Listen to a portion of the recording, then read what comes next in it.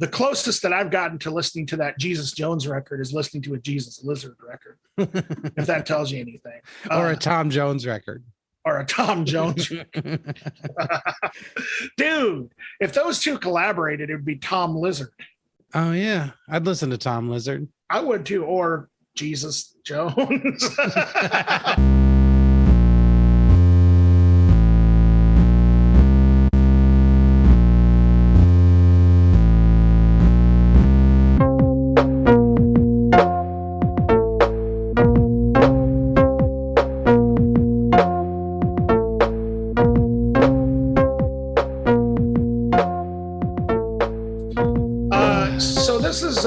This is our podcast. Yeah. Should we address that we took a little break? We should address that we took a little break. Okay. Well, here's what happened. There was some real life, and then there was a vacation, and then I got sick. And that's what happened. Yep. And feeling, by the way. Better. Yeah, feeling better. Good. Ish, mostly. Good. Now I'm just kind of a crab. I'm just kind of like in a bad mood. Yeah, that. Which, as far as illness goes, I mean, that's not such a bad thing. And there's a good chance I was going to be in a bad mood every day anyway. even though it's summer, man. Summertime. Summer cold. Oh, man. That summer cold is going to get you. Have you ever heard the song Summer Feeling by Jonathan Richman? Yes. Yeah, man, that song makes me cry every single time I hear it. Just throwing that out there. Have you ever feels like a good cry? Have you ever heard the song Summertime by DJ Jazzy Jeff? I have. It's pretty good. Yeah. Kind of goes like summertime. Like it has summer, like a summertime. And then I remember the video, they're like sitting, DJ Jazzy Jeff and the Fresh Prince are sitting on chairs, and they got like this smoothie drink, and they're just like, it's like almost like they're riding around looking at the town. But they're not, they're just sitting in their front yard or something, or maybe they're on the back of a truck. I think I remember a back of a truck. Yeah, I think you're right. I think they were, actually, now that I think of it. And then there's In the Summertime by Mungo Jerry. That's a good one. Mm-hmm. Yeah, I like Mungo Jerry. Yeah, there's a lot of summer songs out there, actually. Yeah. Wow. Anyways, it's summertime. It's summertime, and it is hot. Maybe not too hot today, but it was hot in the last. Yeah, when I was actually away in California, it was much cooler in there. It was like, oh, really? It was cooler in California. Yeah, by a lot, by like 30 degrees. Wow. It was like 100 here for like a few days. Yes, it was. So I think we got more coming too. Well, I'm just going to die. So you don't like the heat, huh? I hate it so much. I love the heat. I really. I like it a lot better than I like the cold. Oh. But I mean, I'm adaptable. I can live in any environment at this point. I mean, I can survive through the heat, but I'd rather not. Yeah. I mean, I'd rather just die. Yeah. I'm standing there sweating, and I'm like, please just end it. But the thing is, though, it's a lot more pleasant to me to sit inside in the air conditioning than it is sitting inside with the heat cranked. And then, but however, you don't get to see snow, like a really good, nice, glistening snow, like at night. That you can go out and, like, I love like a fluffy white snow, like at night when the sky is all pink and everything, you know? Yeah. I do like that aspect, but then in the summertime, you get to see lightning bugs across the field. That's cool too. And, in the summertime, you can go swimming. I mean, you can go swimming indoors in the wintertime, but Yeah, there's a lot of things. They both have their. What do you think, folks? Go ahead and let us know. Yeah, let us know what seasons Do you like it hot or cold? And do either of them make you want to die? Yeah, exactly. Or, yeah. Do they want to make you die? That's what we want to know. That's exactly what we want to know. Oh, gosh. Aren't you glad we're back, guys? Welcome to Accelerativ Thrust. I'm Dan. And I'm Erik. And today we have a lot more bullshitting. Oh, such massive bullshits. Yes, massive bullshit. Giant steaming bullshits. It's going to be bigger than it was before and better, arguably. Mm-hmm. And smellier. For sure. And angrier. Yeah. We're gonna get more and more angry as time goes on. That's my angry voice. So, I'm gonna say this a lot. Dan, like that. And then I'm gonna be trouble. Like, Erik. That's what I'm gonna say. Yeah. Because I'm gonna be surprised at how angry you are, but then that's gonna make me angrier. So then I'm eventually gonna go, Erik. Yeah. Erik. It's Erik. It's like a Mr. Spacely, right? Is that what I'm trying to do? Yeah. Jensen. I'm gonna try and do and then I'll try and do a Fred Flintstone. Oh, okay, yeah. Erik. It's like I think it might be the same voice. It probably is. Yeah. Oh God, I love the Flintstones. But anyway. Yeah. And I love the Jetsons too. I love Hanna-Barbera cartoons. Good stuff. Me too. What's your absolute favorite? Mine is Snagglepuss. I don't remember much of Snagglepuss, but I'm just gonna have to say the Flintstones. Oh yeah. Is definitely my favorite. It's really good. Yeah, it hit it checked all the boxes with me. It was just like funny, ridiculous, and I don't know. I like the idea of like having to work at driving, because you really, I don't know how the hell their feet didn't just fall off. Yeah. And yeah, I guess because they're Neanderthals. They're Neanderthals and they can take it. That's exactly what it is. Yeah. But I also like the weirdness of like later seasons when that Martian started getting involved. The Great Gazoo. Great Gazoo. That's it. Yes. And his voice was kind of like that guy from My Favorite Martian. You remember him? Yes, absolutely. Lost in Space. He was also in, I believe.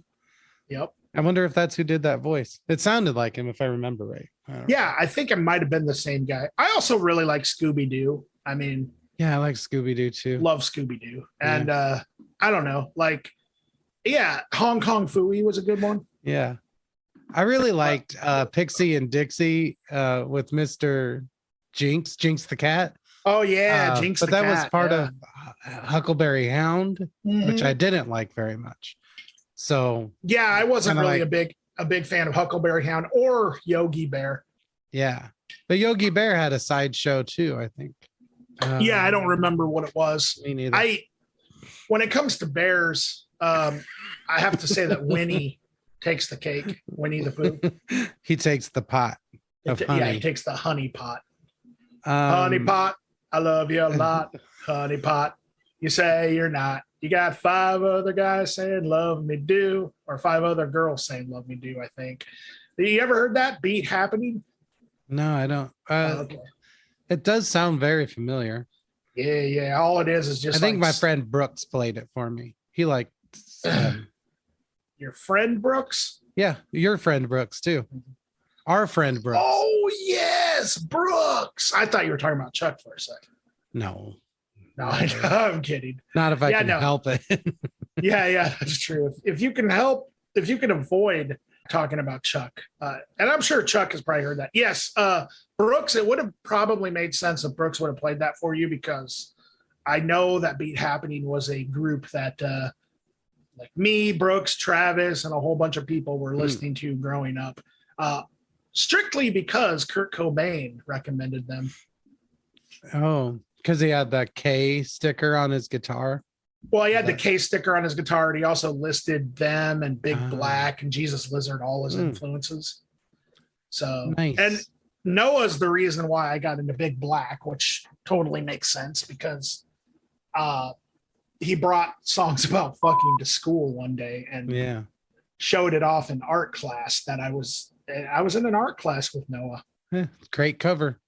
It is a great cover. And good then when art. And then what I did was I copied Noah and I bought it, and then I brought it to school and showed it to a friend in photography class. Both of these classes were with Mr. And luckily he didn't see this CD because I'm sure he would have embarrassed me if he did. But I remember my friend looked at it and he's like, "Yeah, very proud of you, Dan." And I said, "Thank you." And then took it home and listened to it again and again and again and again. Yeah, it's good stuff. I remember thinking, this doesn't sound like Nirvana. No. It didn't really sound like much else that I knew about at the time. And actually, even once I heard bands that supposedly sounded like Big Black, I still didn't think they did. No, they were very much in a realm of their own. The closest thing that I could think of was ironically Ministry. Sure. Yeah, I can see that. Steve Albini absolutely couldn't stand. So I thought that was pretty funny. Yeah, he actually wrote he wrote for a zine, and he in that zine he said that if Al Jorgensen ever makes another record, I think he was referring to their first record with Sympathy. If Al Jorgensen ever makes another record that is as I don't know, he used some sort of language like pussified or something like that or whatever. I don't know. You can look it up on the internet. But if he said something about how he'll kick his ass or something, like he was threatening Al Jorgensen or something. Yeah, I like that. Who said this now? Steve Albini. Yeah, he wrote it in a zine. Like he actually. Steve Albini says to Uncle Al, "If you ever show any sort of emotion again, I'm gonna kick your pussy ass." That sounds like Steve Albini, totally big tough guy that he is. Yeah. Because Steve Albini was very, very threatening looking.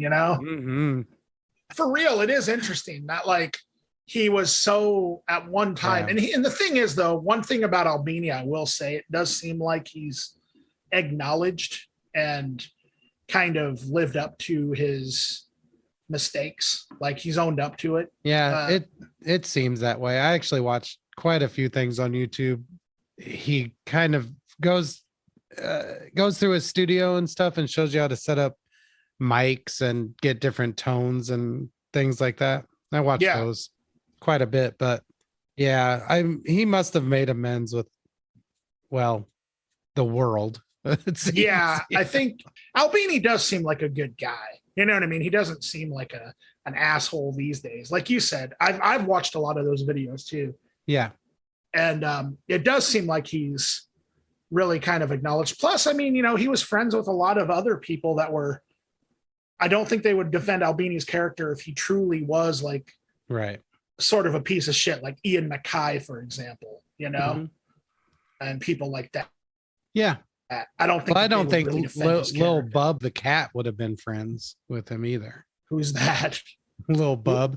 Lil Bub is dead now, but she was a famous internet cat. Lil Bub. Okay. Yeah, she had a TV show. It was really good. I think I remember. Steve Albini was on it. Steve Albini was on that show. Yeah. Yes, and the Deal sisters, I believe, were on another episode. Yeah, pretty good, man. Pretty good show. Lil Bub. Yeah. Lil Bub. Wow. Good stuff. You can tell we've been just had all these pent up ideas to talk about. Yeah, all kinds of things. This is the shit you all wanted. I asked. Yeah. And everyone was like, please have no tether to any sort of reality or structure. Just bullshit nonstop. You guys have nobody to blame but yourselves. Yeah. Thank you. Thank you. You created this. You asked Eric and I take no responsibility for our own show, just so you know. Yeah. But We're playing characters. This isn't even who I am. no, Like, not at all. I am not beholden to any structure, Yeah. any Well, idea.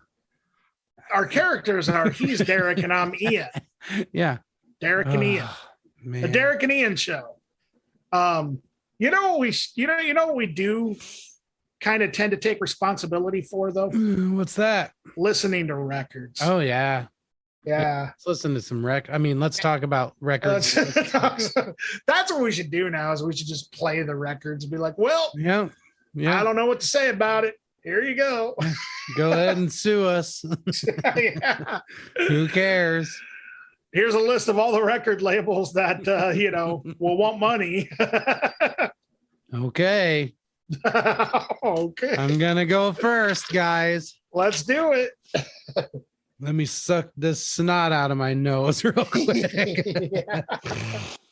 Let me hawk this lug real quick. Okay. Let me clean my brain up. Let me cough up some phlegm, just like. They do say that the stuff that comes from your nose is actually coming from your brain. Wow. I read that. Does that mean everything I inhale goes right to my brain?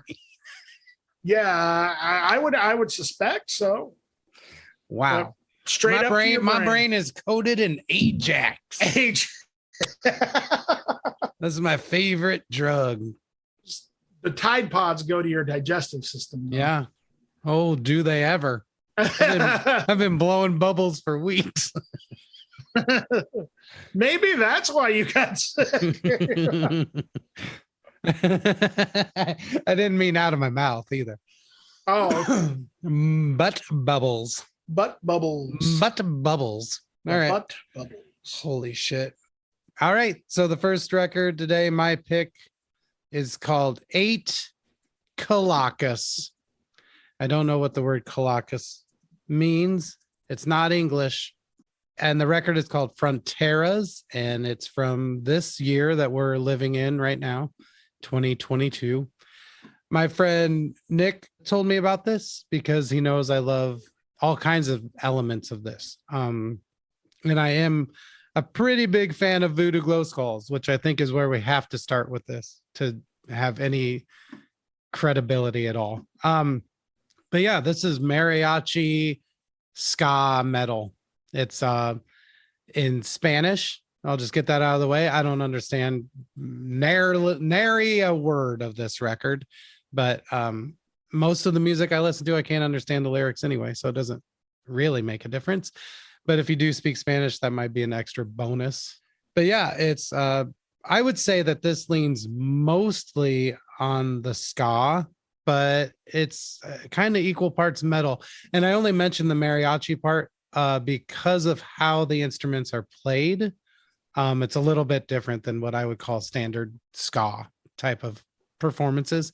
Yeah, it's super fast, super fun, and also super heavy, which sort of separates this from other sort of crossover metal ska stuff that I've heard. But yeah, I think it's super fun. It's almost first bungle record level of switching styles, genre, time signatures, like it goes everywhere all at once. But yeah, I think that it has elements obviously of Voodoo Glow Skulls and maybe some of the faster ska punk stuff like Against All Authority or Choking Victim, things like that incorporate some elements of really fast punk or metal. But the metal parts of this, in my opinion, really harken back to like almost like old school metal, like new wave of British heavy metal and early thrash. So a lot of Maiden, actually, especially in the guitars and the bass playing, a lot of Metallica as far as the rhythms and just structure of the metal elements of it. But then there's also, fortunately or unfortunately, or maybe it doesn't matter, there are some elements of new metal in here too. A lot of kind of things, but not enough that it overshadows all the other cool shit that's happening. But yeah, the playing on it is super tight, super amazing. Especially the trumpet is just outrageously good. And especially on the song Mutante, the trumpet solo on that is as good as any trumpet solo I've heard in kind of a contemporary music kind of setting.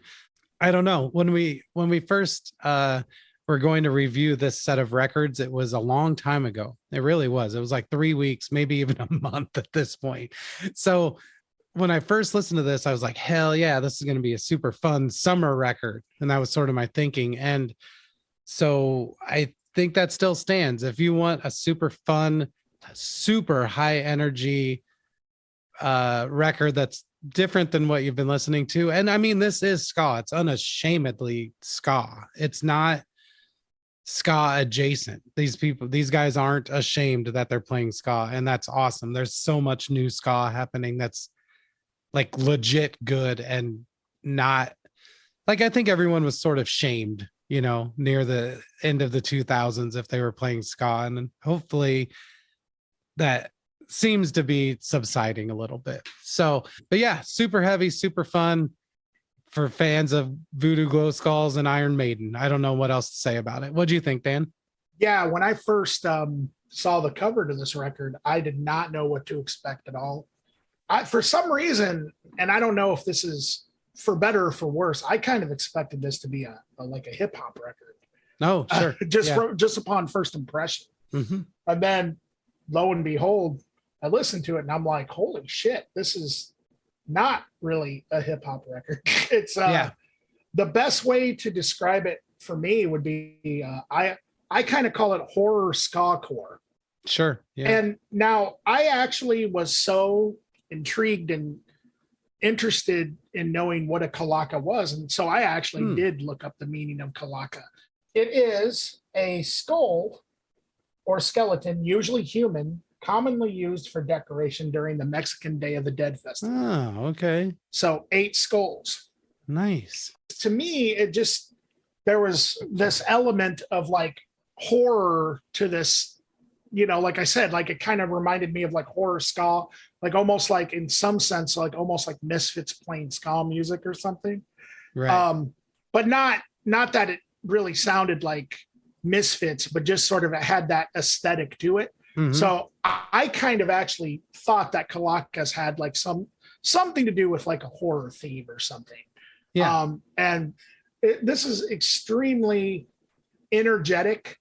It is top of the line musicianship, man. Mm-hmm. Like it's done really, really well. If you're into this kind of stuff, there's like these sort of interesting ska, like you said, kind of mariachi breakdowns. Mm-hmm. Amazing tone on the guitar. Yeah. I mean, a lot of talent in this group. Anyway, there's also kind of like a swing influence that is really cool. And there's some pretty experimental stuff, especially towards the end of the record. Like the last song starts with what almost sounds like almost like you mentioned the Maiden sort of influence or new wave of British heavy metal, but the intro to that song is almost like an 80s power ballad or something. Yeah, right. Like it's really interesting. It's called 1941. Yeah. And then there's a song called Flatline, which starts with like some instrumental jangly, like almost ambient interlude that sounds like it belongs on like a instrumental indie rock record before going into like, the craziness that is on the rest of the record. So there's definitely some experimental stuff going on. Yeah. I mean, I think to me, I heard a lot of like Mr. Bungle, System of a Down kind of going on for sure when it comes to the metal stuff. Like you said, I heard a lot of 80s thrash metal too, like Anthrax kind of stuff. Right. Rancid. I heard a little bit of like something like Rancid, Suicidal Tendencies even. Oh, and another one that it totally reminded me of big time was Gogol Bordello. Oh, sure. Yeah, I can see that. In a lot of ways. Absolutely. Yeah. Yeah. And so basically, I would say that this was horror ska core done at its finest. Voodoo Glow Skulls also. Voodoo Glow Skulls and like Choking Victim and Leftover Crack all kind of fit that same same mold as well. So if you're into that kind of stuff, then yeah, you should really like this. All right. And also, if they ever come around, I will be first in line because I can't imagine how fun this would be live. It would be like outrageous. Cool. Yeah. It would be. It would be fucking cool. Yeah. Yeah, man. That would be sweet. I kind of thought about that too when listening to it. I was like, man, if they even have half the energy that they have on this record live, right? I can only imagine what their live shows would be like.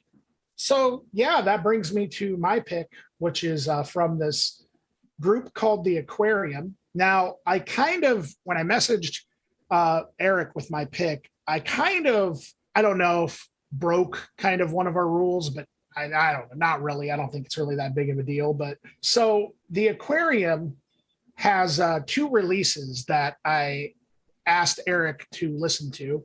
And one of them is a 2-song single by the name of Performer, although on Spotify, it just listed as 2 songs. And then they have a whole self-titled record. And to my knowledge, those are the only 2 releases that the Aquarium ever released. So the Aquarium were a duo that are now defunct, and they were on Discord Records, which for those of you who are not familiar with Discord, Ian MacKay's label from the great Fugazi Minor Threat. And it consisted of keyboardist Jason Hutto and drummer Laura Harris. And like most Discord bands, they were from Washington, D.C., from what I gathered. Both members have toured as members of several other bands. And so this record is literally just keyboards and drums. And to me, it is one of the most perfect examples of making more with less. And I mean that by saying that to me, it really has a full sound. And I also really like the fact that sometimes when I'm hearing the instrument, the synth, I can't tell if it's a guitar or not. They kind of do a really good job of that, in my opinion. I mean, some of the compositions are kind of, I guess, just pop oriented, but they're just insanely well done. It's kind of got a very upbeat and energetic vibe, but there's also kind of this brooding sort of going on as well. So it has a lot of different sounds and textures. The opening track, Maxo Sesh, is an instrumental that kind of has like a bluesy lead part. And I legitimately thought that I was listening to a guitar at first. They managed to make the synthesizer or keyboard or whatever, they're playing sound like a blues guitar. It's really, really great.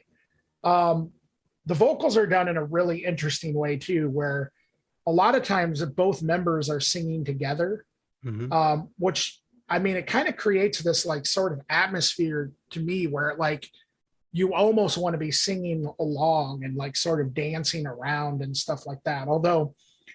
Though this is a synth heavy record, it's definitely not what I would call a dance record. I also really like the drums.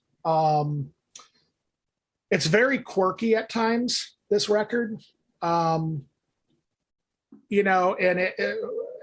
I think the quirkiness is part of its charm. Now the song White House is, there's a lot of different like sort of song structures and almost like, I feel like things they tap into.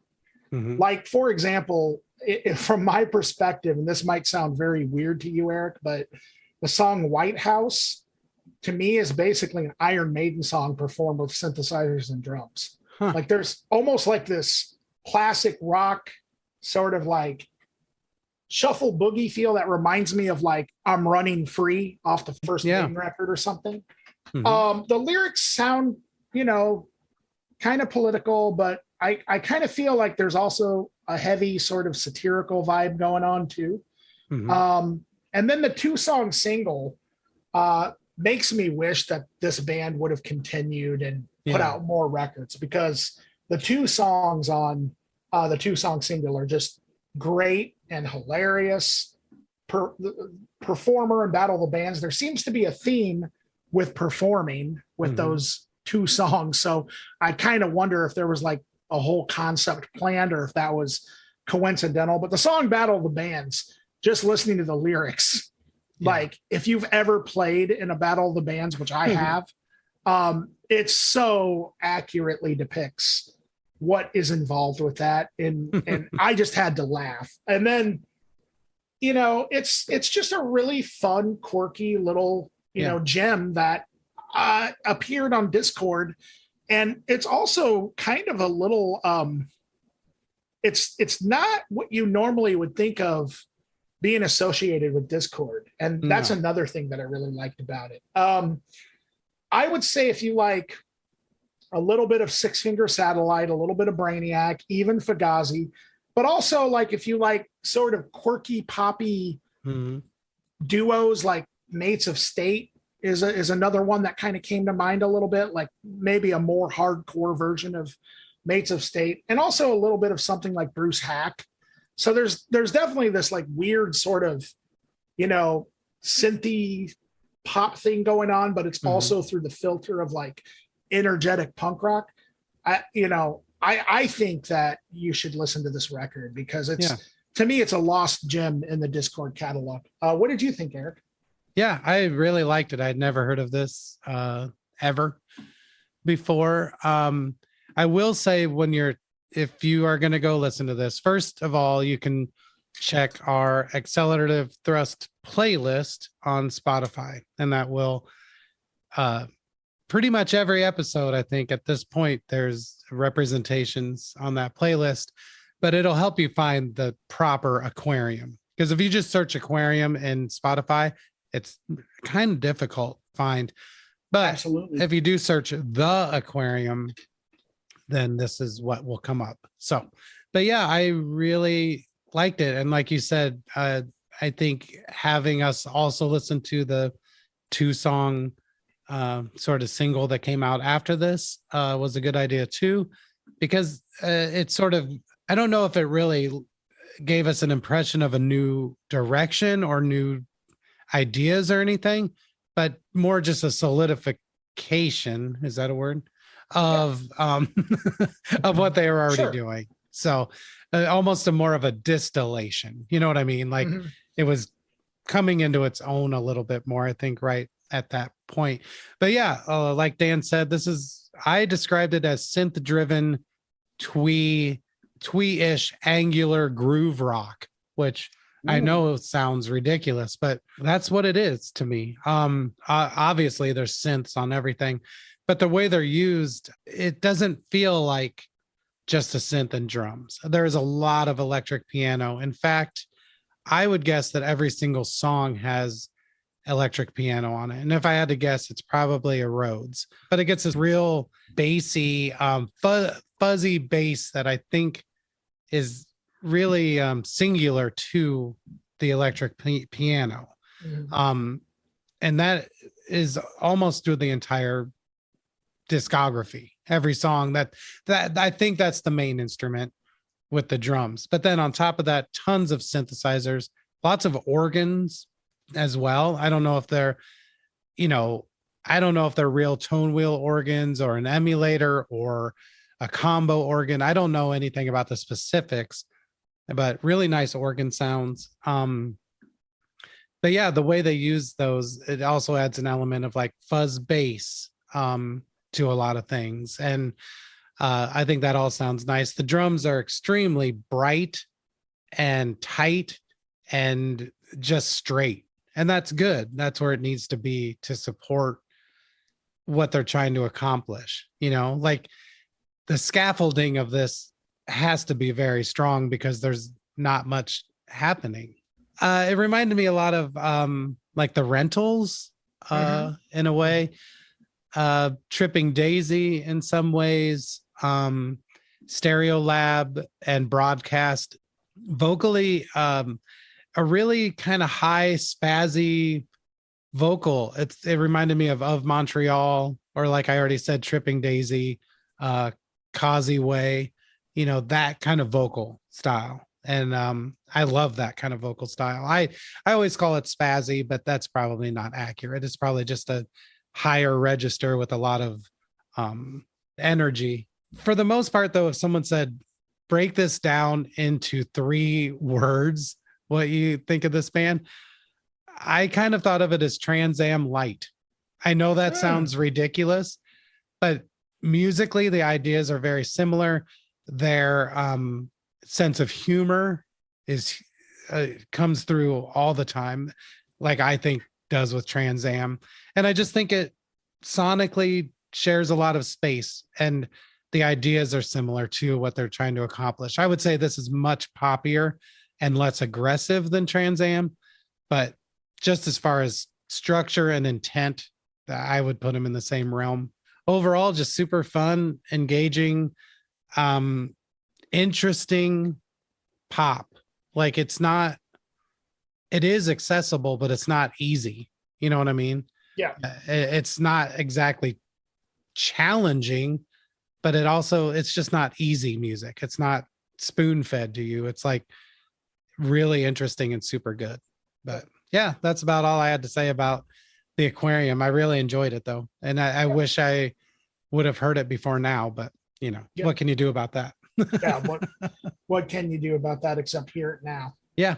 Which, speaking of hearing it now, that's pretty much what was happening with our local pick. Jimmie's in the Basement, and the name of the record is Marmalade Jane. Now, I came across this local pick on Bandcamp. So Jimmie's in the Basement is from Ottumwa, Iowa, and I assume is the solo moniker of Jimmie Lee Dalton.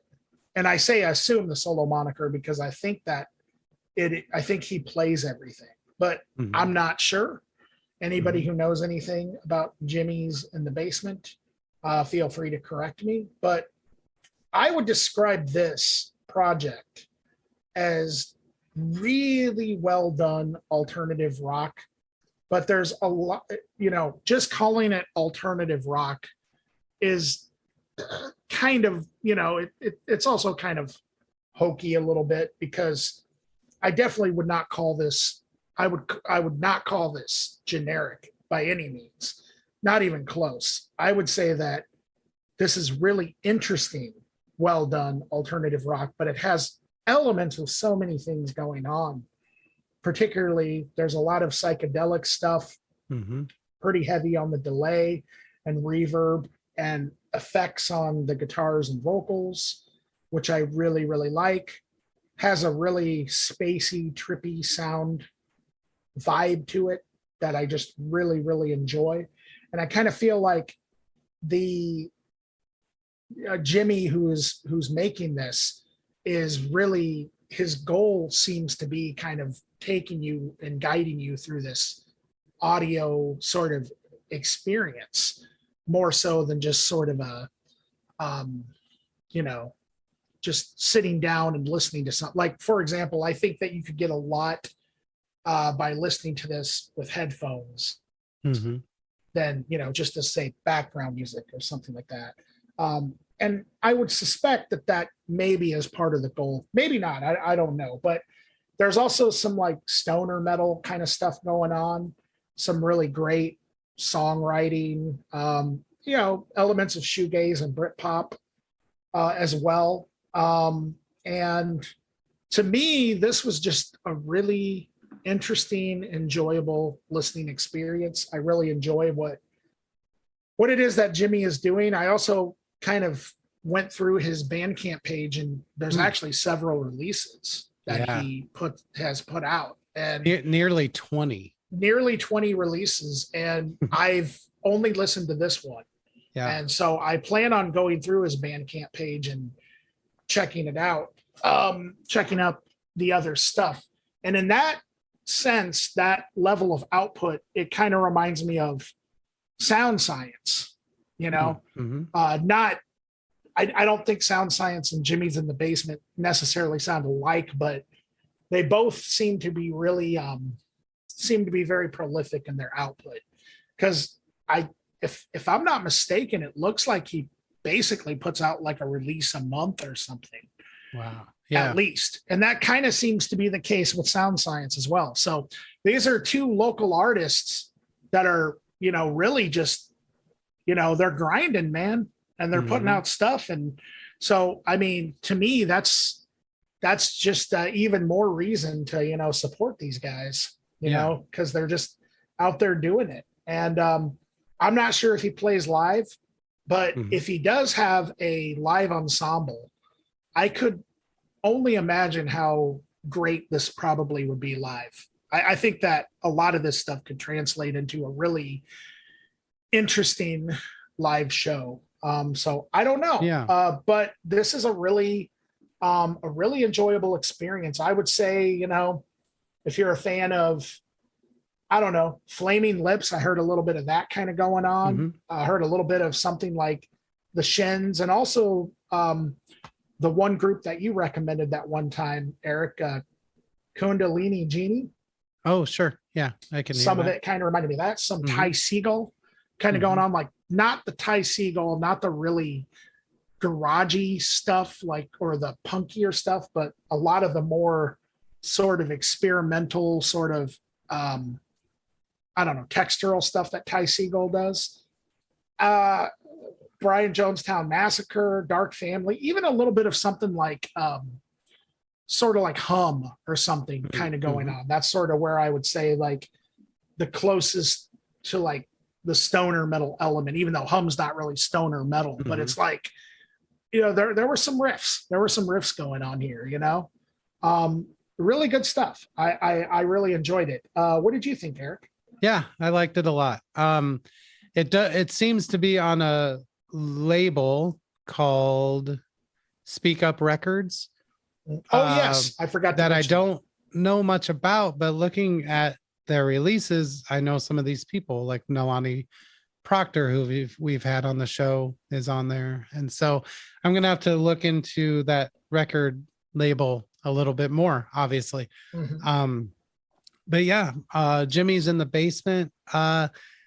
It's really good. It's pretty strange. When it first started, I literally didn't know what I was hearing. Like, it took me a while. Yeah. It took me, especially I think with the choice of the first song. If that's the first time you've heard this group, I think you're going to spend a solid minute trying to understand what you're hearing. And that's awesome. That's kind of how it should be, but it was basically the main synth line of that song that made me go, okay, I think I understand what I'm hearing now. And so yeah, that's just a sort of example of how diverse this is. Yeah, it's so fuzzy. Everything's so fuzzy. There's layers of effects on every element of this. Honestly, I think that there's an effect on the atmosphere in the room. I think there's just effects running with no sound. It's just so dense and layered that it's a lot of fun, but it's just, you have to dig through it a little bit. And that for me is, it's better, it's better to have to sort of figure out what you're hearing the whole time. I think it makes it exciting. But yeah, very psychedelic. 100%. This is just dipped in acid. There's no way around it. So, but it's also very poppy at times. And I don't mean poppy, like pop is such a broad term that it can almost encapsulate anything. I'm talking pop like 60s pop. Sure. But it's also a bit folky at times too. I think not necessarily the sound of it, but the song writing itself. Really good songs. But like I said, I feel like the songs themselves are almost purposely obfuscated, like hidden under layers of sound. But as far as the songs go, I heard a huge Beatles influence, like huge. And I mean, you can't really do much better than that as far as influences go, in my opinion. A bit of T-Rex. I think what Dan heard as stoner riffs, I heard as heavy glam, like T-Rex. But I think those are comparable terms. I don't think I don't think they discredit one another. I think they work fine together. If it's heavy glam rock or stoner rock, I think they're pretty similar. With the effects, and especially the effects on the vocals, it felt a little Weenish at times to me. Oh yes, like when Ween does sort of purposefully psychedelic kind of things. Again, I think I must have been on a Tripping Daisy trip when I was making my notes, but I do hear a lot of that in there as well. But one thing that I think I heard that maybe other people wouldn't hear, and so I'm somewhat trepidatious to say it at all, but there is a more serious element to this too. Like, and that folky seriousness, it came off to me like Psychic TV. I know that sounds weird, but if you're a fan of early Psychic TV, before it turned like kind of straight techno for a little while, I mean, they were more of a freak folk. Hell, I'd say they're kind of one of the inventors of freak folk, to be honest. And so I think those early records, this has elements of that too. But yeah, just a really enjoyable and strange release. I can't help but assume that the rest of the records are going to be in a similar vein. I haven't heard them, but even just based on the cover art, seems to be sort of a unified idea that, at least from what I've seen.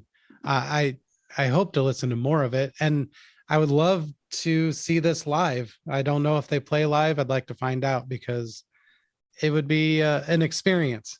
I think, I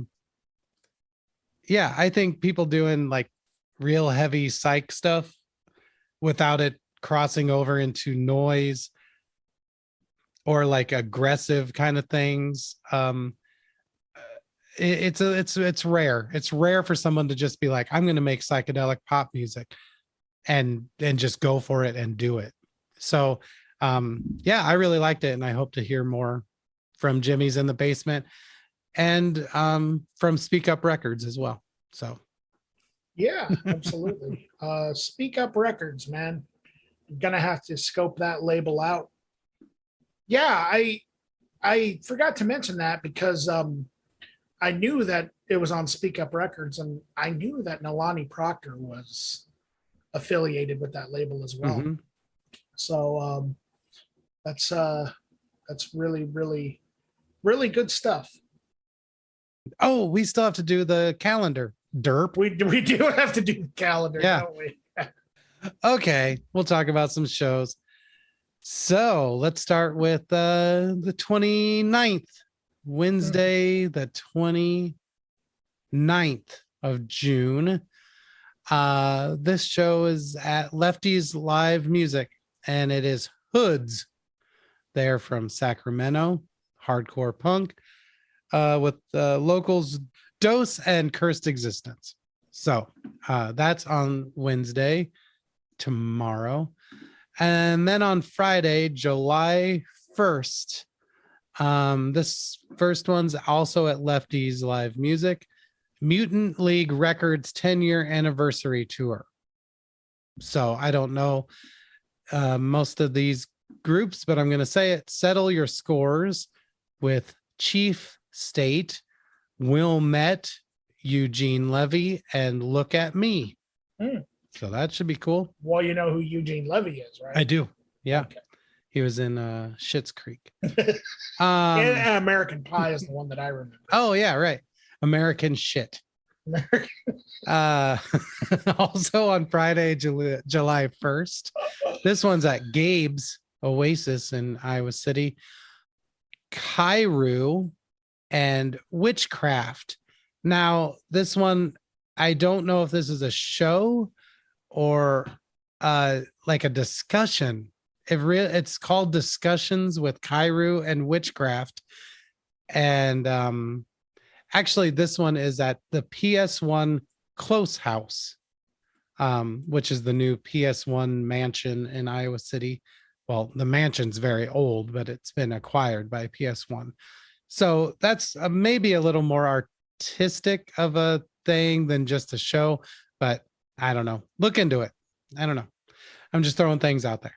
Also on July 1st, this one's at Trumpet Blossom in Iowa City. Tongue Depressor. They're from Connecticut. And then also Christine Burke. And then also Death Bag, which is Chris Wersema and Gabby Vanek. So that's on July 1st. July 2nd, at Wake Brewing. This is also not a show, but it's Ragged Records presents the John D. Hopkins and Reed Mullins sale. What this is I don't know how many of our listeners knew either of these fellas, but John Hopkins, he was the sound guy at Gabe's for many years, decided to follow his dreams and started working with Cannabis Corpse and Weed Eater, and then moved on to working with Corrosion of Conformity. And I mean, just the Melvins, everyone, he was their sound guy. And I think he might have even done some tour management or whatever. But John was a really, really cool guy. And he passed away a couple of years ago. And so Ragged Records is putting on this sort of memorial sale of some of his records and maybe even some gear, music stuff. I don't know. So anyway, I would personally, if I were you, just go ahead and look into this on your own, because I can't explain every single thing that's happening, but it's for a good cause. The proceeds will go to John's family. Also on July 2nd, this is at Roz Talks. It's called Wave Makers Midwest Hip Hop Showcase. Our friend Obbs is going to be performing. DK, Marcy Yates, League Champs, Slump Gang 777, King Supreme, and that looks like maybe that's it, but that's a lot of Midwest hip hop for you to check out. And then at the Close House in Iowa City on the 2nd is Nequient, Acid Mikva, Frontal Assault, and Thought Wrong. Thought Wrong is new hardcore from Iowa City that a few people are in. Dolly, who's a friend of the show, is in it. And the flyer for that is a really amazing painting that a cool local artist did. So Nequient is D-beat thrash stuff. Acid Mikva is Jewish hardcore. Frontal Assault from Cedar Rapids, I guess sort of like thrash. And like I said, Thought Wrong's hardcore from Iowa City. And that is all I have for our Independence Week. Isn't Kane also in Thought Wrong? Yeah. He's playing drums, isn't he? Yeah, I think that's right. Yep. That's cool. That's cool. Yeah, man. So a lot of stuff going on. Yeah. Make sure that you load up on fireworks. Don't act responsibly when you're letting them off. Yeah. Let them off at all hours of the night, Mm-hmm. Especially when dogs are around. Yeah. Yeah. And you can even drive down Park Avenue, apparently legally, in Muscatine. Yeah. On four-wheelers. Yeah. Letting them off from the four-wheelers. Did I tell you about that? The first year that fireworks became legal, around the 4th of July, I was going down Park Avenue, and it was literally like a war zone. It was just like crazy, like everywhere, right? And there were these two guys on freaking four-wheelers just going down Park Avenue and going down Grand Avenue, and Wow. you know where Happy Joe's is and everything. Yeah, that sounds about right. And they were like they were letting off Roman candles going down the road. Yeah. Like Nice. Roman candles rule. they do. Oh They do, man, we all the old scratch dudes lived in a farmhouse. That's where we recorded our record. But anyway, we used to have a lot of Roman candle wars. Did you really? It was the best, and people would get hurt, very hurt all the time. And the other thing we did, we had this well in the backyard, but it wasn't a well. It was like the sewage trap. I don't know what it's called. Sump pump or whatever, maybe. But so what we would do, we would take the lid off, and people were so dumb that would come visit us. We would have like these cherry bombs or like half sticks of dynamite, whatever they're called. I can't remember now. And we would open the thing and we would say, okay, this is really cool. Watch what happens. We would light it, drop it down into the shit, and then it would explode shit all over the place. Oh my God. That sounds awesome. And just get all over their faces and hair. And see, and that's a wild time. Yeah, that's the kind of stuff you guys should do. That's the kind of stuff that, like, I feel like people owe it to themselves to get hurt and be irresponsible as possible. At least for a while. For a while. Until you die or grow out of it. Yeah, until you die or grow out. You're going to be better off either way. You're going to be better off either way. That's exactly right. I can't respond to anything you're saying, so I just repeat it. You know, and that's because you couldn't have said it any better. Yeah. I can't say it any better than you, Eric. Yeah. You're either going to die or grow out of it, man. What more can you say? That is about it. Yeah, man, that is about it. All right. Well, what do you think? Should we let the kids off the hook? I think we should let the kids off the hook and throw them back into the pond. Yeah. What do you think? Catch and release. Catch and release. Ladies and gentlemen, thank you for listening. Just remember, if you want to ask us anything, hunt us down on Instagram or Facebook. And just thanks for listening, and we'll see you next time. All right. Bye. Bye. Please just end it.